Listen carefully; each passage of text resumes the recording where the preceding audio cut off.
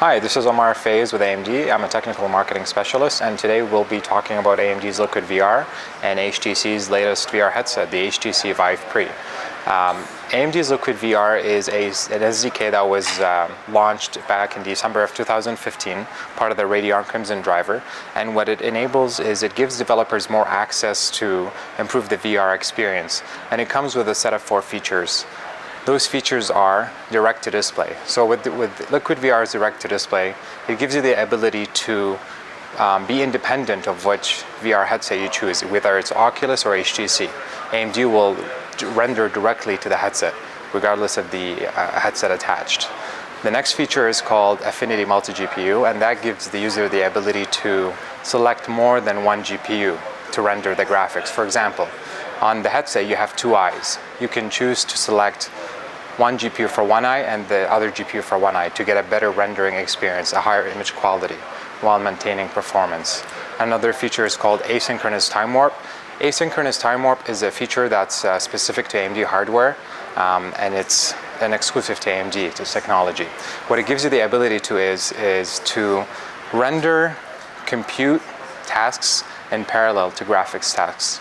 For example, if there's a character in a game that's walking and it starts raining, usually the rain is rendered part of the graphics pipeline. But on AMD hardware, the rain would actually be rendered in parallel to the graphics rendering that's happening, the character. So you wouldn't lose performance.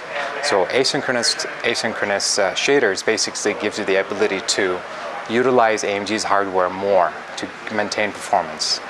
And the last feature is latest data latch.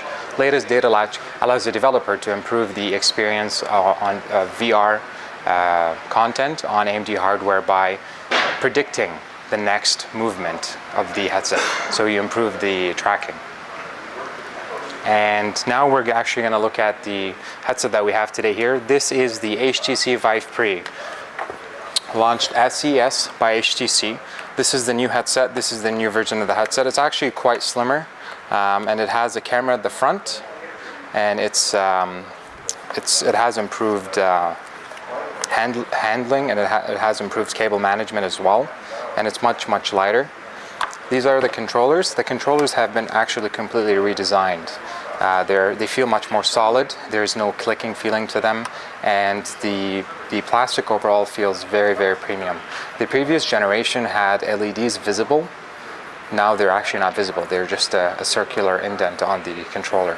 So it's a much more polished feel, and the triggers, the buttons, they feel very premium, something that we've come accustomed with HTC hardware. So it's a very nice built controller. Here we have the system that's powering this experience, the HTC Vive. It's actually running an AMD Radeon R9 Fury X, and this is our VR box that we're enabling this VR demo with.